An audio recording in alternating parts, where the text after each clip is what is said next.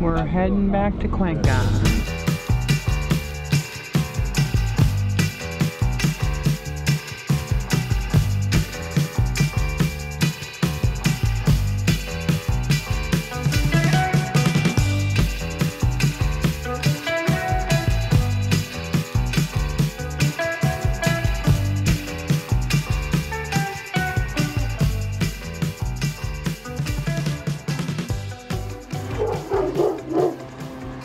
One thing I want to warn you guys, if you see one of these gates, if you're walking down the street here that's slightly open or ajar, watch out, because the dogs will rush out. Their owners don't seem to be sometimes able to control them, and that's when they're most vicious, because they're really protective. Most of the time these gates are closed, but you got the occasional time when the property owner is walking out of their property and the dogs get really protective, and there's plenty of them. Everybody's got them. It's a good idea in the city.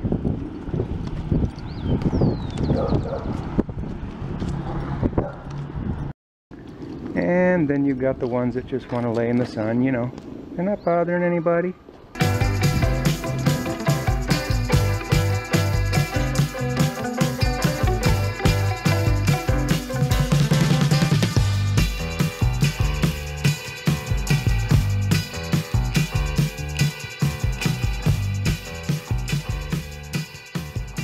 A really smart Cuencano. Look at all those greens. That just looks beautiful to me. It's just a bunch of Swiss chards, collards, beets. I would have kale in there, but it looks like about a, I don't know, maybe a 30 by 20 right here in the city. At least somebody is saving it for the greens, because there's plenty of cement already.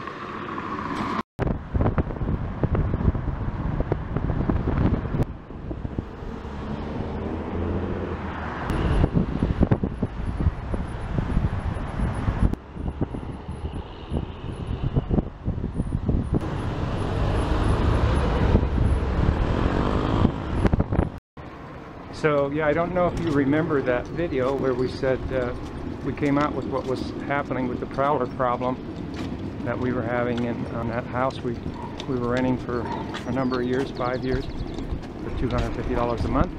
And we came out with the prowler problem, and we did have a yard, not quite as big as the one I just showed you, but almost, pretty close to that. But what happened is, because of the prowler problem, we had to get a big dog, and that was definitely all based on needing the protection. And so you can't put a big dog in a small spot like that and grow your food in it. You know, it just doesn't work.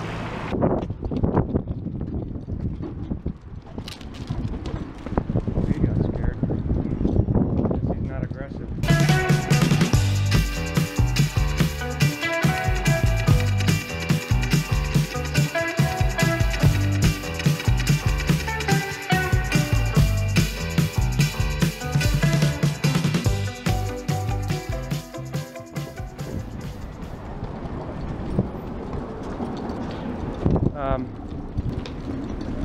Yeah, I used to get people say, Frank, where can I get some wood? And you know, I would respond, well, just get out of the center and walk around.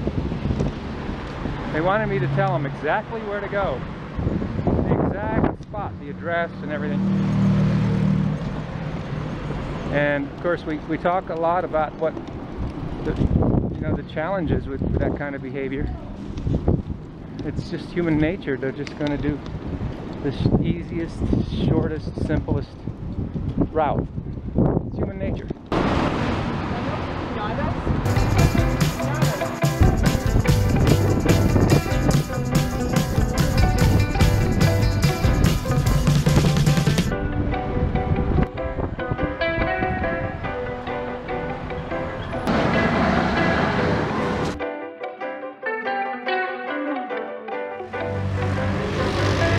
I like those scooters. They're not the original Italian Vespas.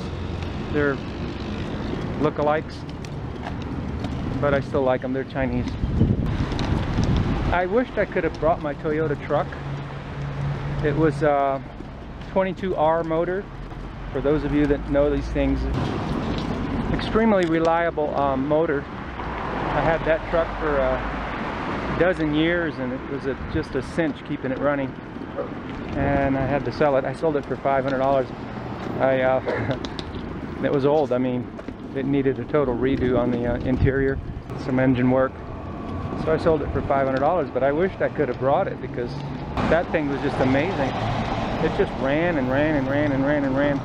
Incidentally, I paid $350 for a car that I traded for that truck, so I had $350 originally into it. I did put a little more money into fixing it. I had about $500 total into it. I'm saying this to say that a professional frugalist knows how to get in and out of stuff, and it doesn't cost him anything.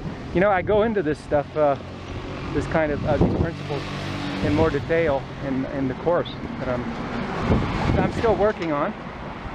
I just wanted you to know I had no vehicle costs, so no, I'm not coming to Ecuador to buy a vehicle. Do you know how much they cost here? Now, I have to say this about the vehicles in Ecuador: they do maintain their value, generally speaking, if you buy them right.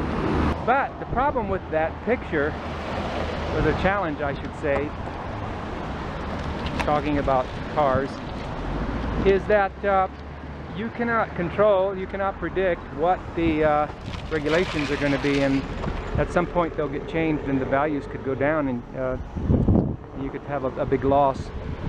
Some people can absorb big losses and some aren't interested, you know.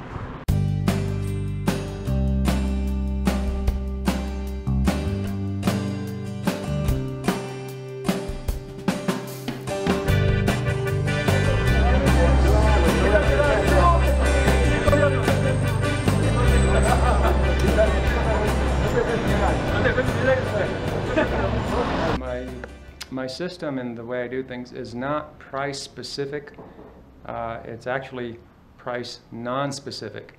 In other words, I have systems that can be used at different price points. So when you hear me talking about a $500 truck that I ran hundreds of thousands of miles and you know, over a period of 15 years and sold it for $500, I'm not saying that that's what you would have to do. But when you hear me talking about a particular price point, my systems aren't price point specific.